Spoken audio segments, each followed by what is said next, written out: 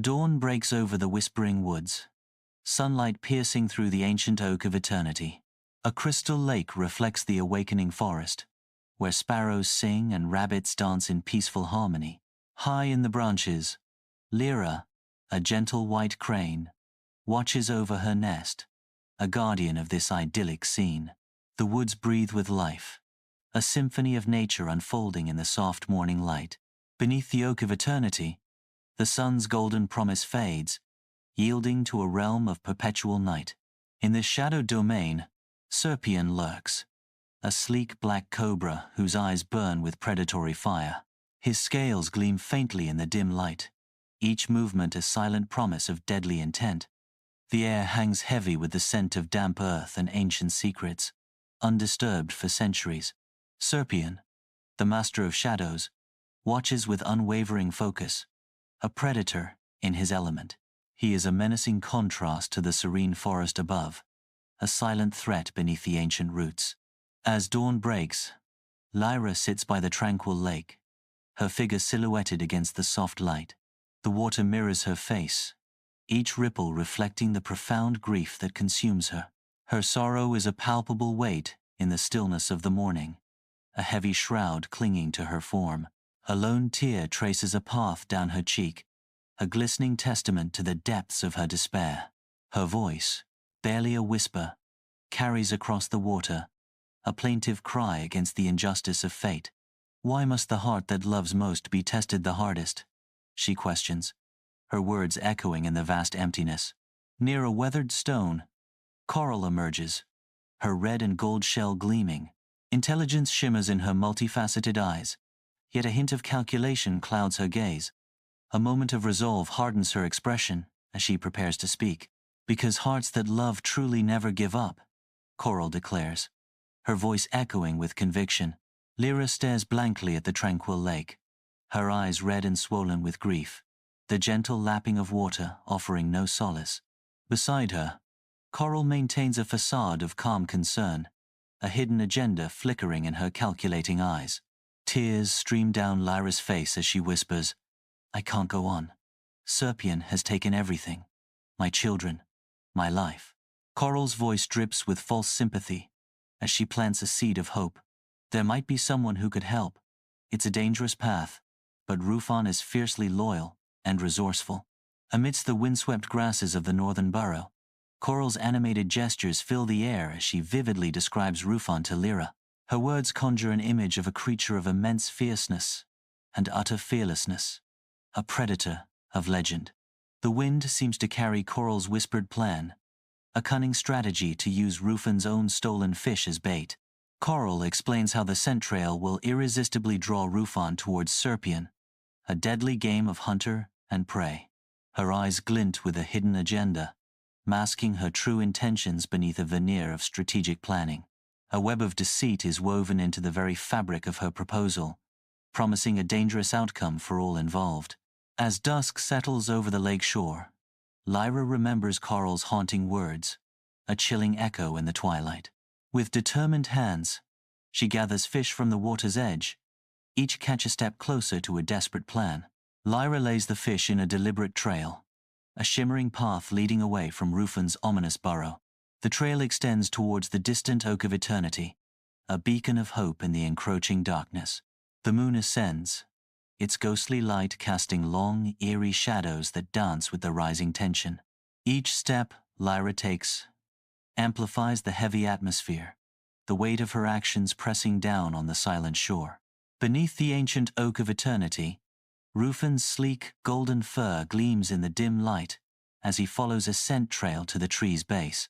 A chilling voice echoes from the hollow depths. "Who dares disturb my sleep?" Rufon's eyes narrow, his stance firm as he confronts the darkness. "Your time ends tonight, Shadow Dweller."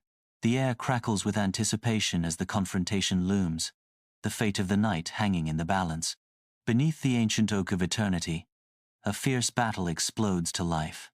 The ancient forest becomes a battleground, echoing with guttural growls and menacing hisses as Rufon and Serpent clash. A brutal dance unfolds, a primal showdown between predator and prey, filled with desperation. Rufon and Serpent circle each other, their movements cautious, each waiting for an opening to strike. Their eyes lock, a deadly promise exchanged in the heart of the ancient woods. Rufan delivers a final, merciless blow beneath the boughs of the ancient oak of eternity. Serpent crumples to the earth, his malevolent presence extinguished at last. A collective sigh sweeps through the forest, the leaves whispering tales of liberation and peace. Lyra's voice rings with profound relief, heralding a new dawn. The nightmare is over. My children will be safe again. As dawn's first light graces the ancient oak, Pip, a tiny sparrow, darts desperately through its leaves. The mongoose! He's climbing the oak! Pip cries out, his small voice filled with alarm. He's stealing the crane's eggs. Pip continues, his wings a blur against the awakening sky. The tranquility of the forest shatters as a new crisis unfolds, plunging it once more into turmoil. Lyra bursts onto the scene, her heart a frantic drum against her ribs. Before her, the remnants of her nest lie scattered, a desecrated haven. Rufan stands amidst the ruin, a dark, predatory aura radiating from him. His form looms, a stark silhouette against the once pristine backdrop. The tranquility of the oak is now tainted, its ancient peace shattered by Rufan's unchecked power. His presence alone corrupts the very air, a palpable sense of dread seeping into every corner of the nest. On the lake shore, chaos erupts, painting a stark backdrop to Coral's complex emotions. A mixture of shock and satisfaction dances across Coral's face as she watches the unfolding scene. Her expression is a mask of conflicting emotions as the chaos intensifies around her. Her eyes reflect the turbulent scene, a silent observer amidst the turmoil. With a chilling calmness, Coral speaks, her voice cutting through the noise. You wanted a savior, but some fires don't stop burning once lit, she says, her words echoing the irreversible destruction. Under the cloak of night, smoke ascends through the trees, a haunting omen of devastation by the still lake. Lyra collapses by the water's edge, her figure silhouetted against the dark, shimmering surface. Tears stream down her face, each drop reflecting the dim moonlight as she is consumed by remorse. Her hands tremble as she clutches at the earth, the weight of her actions crushing her. A sob escapes her lips, the sound swallowed by the vast emptiness of the night. I killed my family's future with my own hands, she whispers, her voice a mere breath against the immensity of her guilt.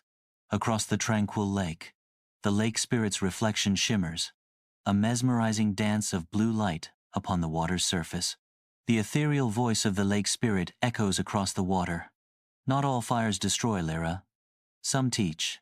The spirit continues, her words carrying the weight of ancient wisdom.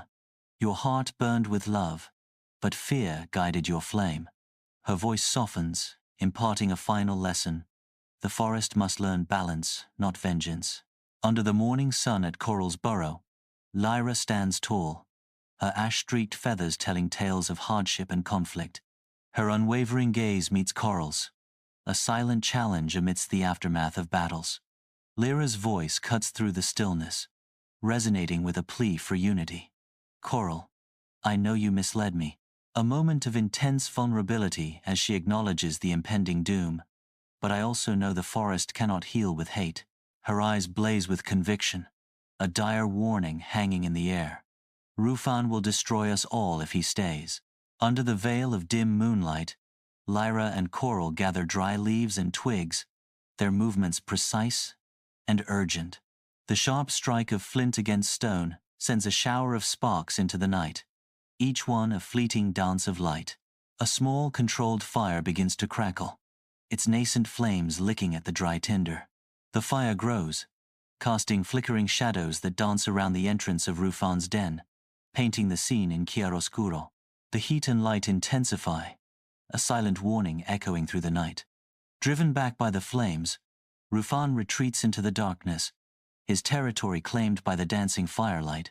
The first light of dawn gently touches the leaves of an ancient oak, its scorched bark a stark reminder of resilience. A tranquil stillness permeates the whispering woods, the air filled with the scent of damp earth and the promise of new life. Lyra's voice echoes softly through the trees. Perhaps we all burned a little, But maybe that's how we learn to grow anew. Coral responds, her words carrying the weight of hard-won wisdom. And maybe sometimes, the only way to save the forest is to light the right kind of fire. If this story touched your heart, don't forget to like, share, and subscribe to Mystic Moonlight Tales for more magical stories of wisdom, courage, and hope.